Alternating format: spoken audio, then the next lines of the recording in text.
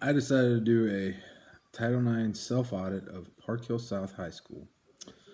And the audit tool that I decided to use was part of the three-prong test, which assesses the compliance of the school for female athletes. The first component of the effective accommodation of athletic interest purpose is to assess the substantial proportionality of an activities program. The key issue in mind is that the activities participation rate of women substantially proportional to the enrollment percentage of women in the school. Some guidelines for this assessment is to note that to make sure that the school is substantially proportional, a school must show a small variance in the difference between its female population and the population of female participants in activities. What has been hinted at is that 5% is acceptable, but this measure should not be relied upon based on different opinions. But if you are above 5%, you need to figure out how to get the school into compliance because that is too far out of reach. Some background of the school. The gender demographics of the school based on the school's population, which is 1,605 students for the 2017-2018 school year, is that the school is actually split 50-50. 50% of the students are girls and 50% of the students are boys, and which turns out to be a total of 802.5 girls in the school, which I don't really quite get how you come up with. You can have a 0.5 person, but that is the numbers that I found.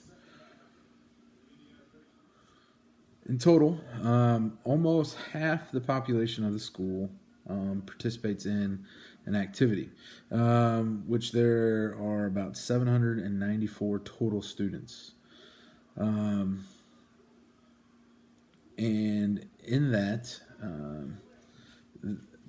out of the 794 students participating, there are about 383 girls participating in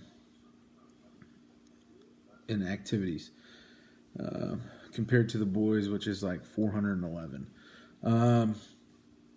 This equals out to be about 48% of the total student activities population.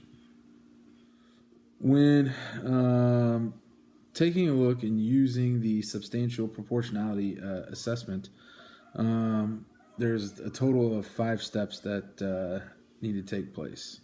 And number 4 and 5, which I'll get into here in a little bit, steps 4 and 5, are probably is where you find out if what the variance is based on if you are within the 5% or if you're over the 5% for the female participation in activities. The first step is to find out the percentage of girls in the school, which I'd already told you previously, which is 802. Okay, and that is 50% of the school is girls. The second step, which is called the unduplicated female participation rate. This is where you're trying to find out the number of students that are participating in activities in more than one activity. So they're involved in multiple activities. What I found in Park Hill South that there are about 200 girls participating in this activity out of the total 378 students total that are participating, which in turn, when you divide that out, what you find out is that actually of that population, the girls make up about 53%. The third step of this assessment is the duplicated female population rate or participation rate, which I had stated earlier. There are 383 girls participating in activities total, and that's out of 794 total participants, which turns out to be about 48% of the students participating in activities are female. As I told you before, steps 4 and 5 are the most important part of this assessment, because this is where you find out the variance of the female participation rate. Step 4, what you're going to do is you're going to find out the variance of step 2, which is the unduplicated female participation rate, minus step 1, which is the total girl population in the school. And basically what you do there is you're going to take how many girls participate in multiple activities and subtract that from the total girl population. And at Park Hill South, 53% of the girls, 53% of the students that are participating in multiple activities are girls. And when you subtract that from the girls' total population in the school, which is 50%, actually you end up being in, I guess you would say, in plus 3%. If you go by, if you want to put a title on this of 3%, you're 3% above, I guess basically saying you're 3% above what the girls' population is. Then when you take the next step, which is the fifth one and final one, what you find out in this fifth step is the duplicated variance of step 3 minus step 1, which is you're going to take the total number of girls participating in activities, and you're going to subtract that from the total number of girls in the school, which I had stated earlier, the percentage of students participating in activities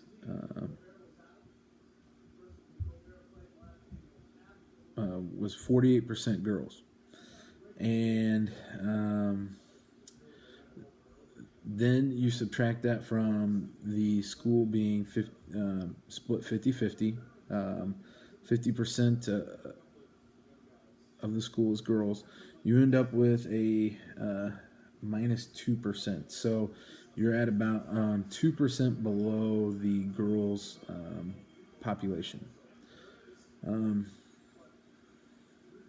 which in turn, again, stays within the 5% variance that they have stated that you want your school to stay within.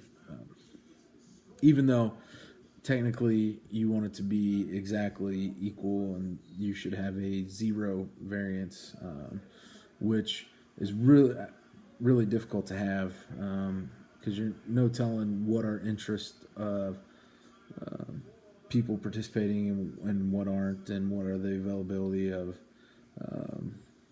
the different sports or activities. Based on the assessment that I performed of Park Hill South, I found that the activities program is doing a pretty good job at making sure they are staying in compliance with the Title IX law by using this substantial proportionality test. One thing that I think that I might concern myself with, just to kind of stay ahead of the curve, I guess you would say, is to make sure that you're providing activities that interest students to where more students will want to participate. Especially with the way the world is ever changing, there are some activities that might not interest students anymore, and that maybe you can use a survey to find out if anything's popular at that time. Like I think a great example of that would be how if you look at, let's just say, soccer, when soccer is becoming extremely popular in the United States, and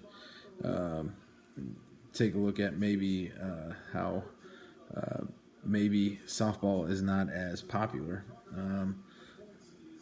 Maybe you need to turn your interests into maybe developing another program for your activities, maybe to take the place of softball if you see that numbers are starting to drop and you start to find yourself falling out of compliance. Maybe a choice would be maybe not to have soccer, maybe play something that is becoming extremely popular, like if you look at like lacrosse, or if you look at like field hockey, or some type of activity like that, just so that you can stay up to date and make sure that you stay in compliance.